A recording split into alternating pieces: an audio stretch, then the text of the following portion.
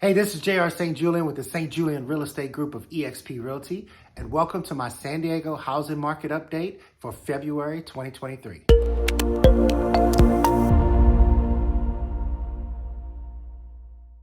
Things are shifting once again in the San Diego housing market. This is the first time in a number of months that we've seen appreciation come back to the market, at least into one segment of the market. So we're going to go through all of the numbers and then talk a little bit about what that means for you in your particular situation. So the inflation numbers came in for January at 6.4%. Now those numbers came in just slightly lower than the December numbers that were at 6.5%, and they were definitely less than hoped for or expected by the marketplace. Simultaneously, though, the unemployment numbers came in at 3.4% in January, and that was much better than expected, and actually the lowest unemployment rate we've seen in over 53 years. So once again, we have a little bit of a mix of economic data.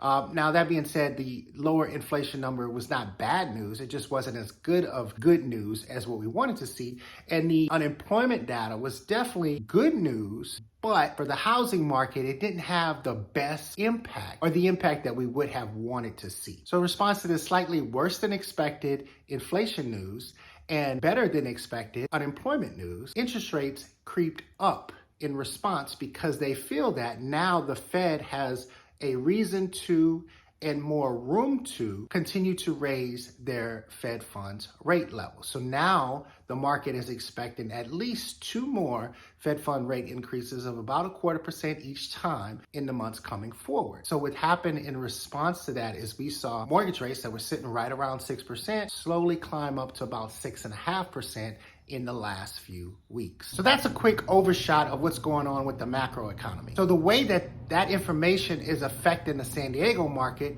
well, we can see since rates have fallen out of the 7% range and have hung out in that 6% range, especially when they drop down to the low sixes, the activity in the San Diego market visually and physically increase. Now, if you look at the data reported from December to January and you look at the difference in some numbers, you'll see in the stats how that increase in activity and increase in demand is being reflected.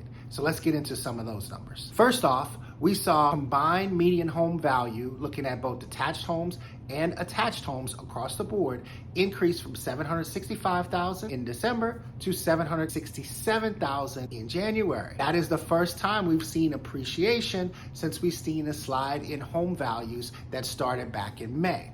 Now, this appreciation is being led by only one segment. So like I mentioned, we have a combined value of both detached and attached. Well, the detached homes, they actually continue to fall in prices by 2.5% month over month, and the attached homes went up by about 0.9% month over month. But when you combine all of the sales of all of those units, the median home value slightly went up, or for the most part, it was just about flat, but it had a little bit of appreciation. So we could say that, hey, there is some appreciation coming back into the market, which makes sense because we've seen an increased level of demand. So if you go to open house nowadays, you'll see they're pretty busy. That wasn't the case 3 months ago. So we see definitely buyer demand coming back into the market. We see the median home price values decreasing in their slowdown in some areas, increasing in other areas. And as a result of this new increase in activity, we've seen some differences in the pending and closed home sales. So pending and closed home sales have been consistently low in comparison to the prior years. But when you compare to the previous month, the numbers have improved quite dramatically month over month. So in addition to looking at the median home sale as a way to kind of see what's going on with the marketplace, we want to look at the new listings coming onto market and then the corresponding pending and closed sales that we're seeing during that month. And that gives us a sense of what the activity levels are looking like.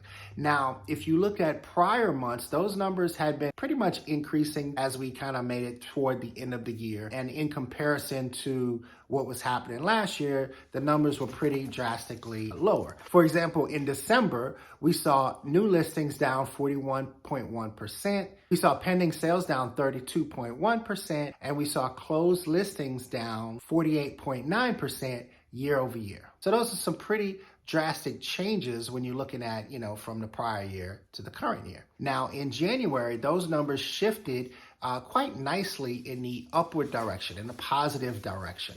And those numbers, basically the percent decrease dropped drastically. We saw a 9.9% improvement in the new listings coming to market from December to January. So instead of being down 41%, we're now down 31.1%, a significant improvement. We saw pending sales to improve by 6.8% to come in at 25.3% less than where they were last year. And we saw closed sales to improve by 10.7% to come down 38.2% from where they were last year. We're definitely seeing a decrease year over year, but when we're looking from month to month, because right now we're seeing active, rapid changes happen in the market, so we got to look at the differences between what happened in the previous month's reported data and what's happened in the current month's reported data. Right now we're looking at December and January, and when we compare those 2 months, we're seeing a rapid improvement happen in January, which makes sense because we visually saw that increased level of activity in the marketplace. You saw it when you were previewing homes. You saw it when you were in line waiting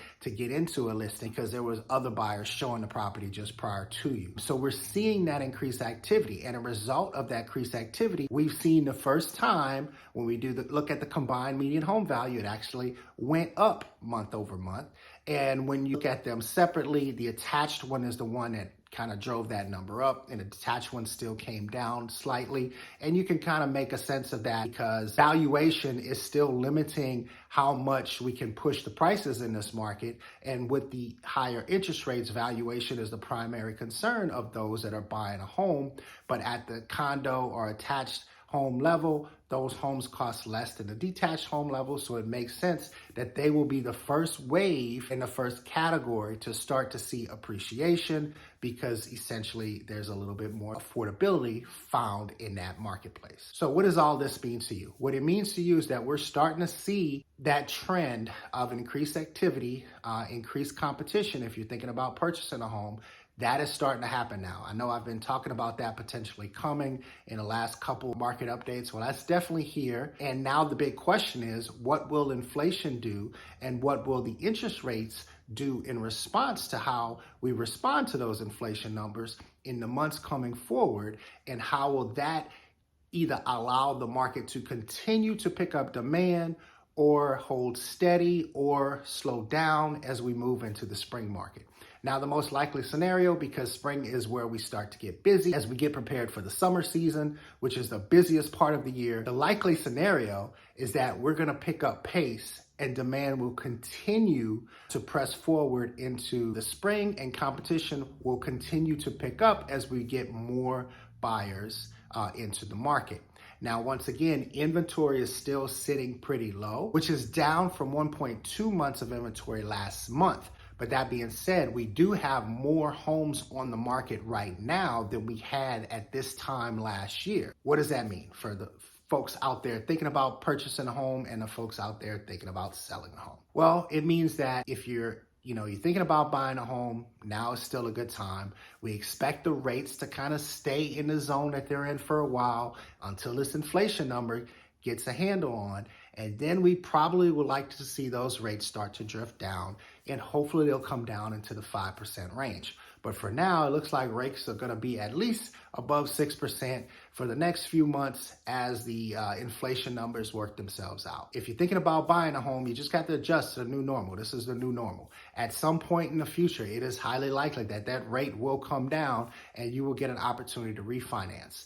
But you need to make a home purchase decision based on where the numbers are right now and what you can afford right now. The good thing is that home prices have adjusted. We are seeing signs now that the end of that adjustment period is coming to fruition. We're starting to see some appreciation come back into the market. So if you're looking for the bottom, we might be at the bottom. So if you were sitting on the sidelines, I would encourage you to get off the sidelines and get into the market and find a home that's right for you. So if you have any questions about anything that I've talked about in this video, I would love to spend some time chatting with you personally about your particular situation and answer any specific questions you have.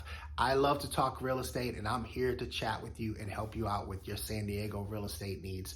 So please feel free to reach out. My phone number, my contact information, my calendar link will follow this video, and everything can be found easily online. So if you have any questions, I love to talk real estate, and I would love to chat with you. Take care. Thank you for watching.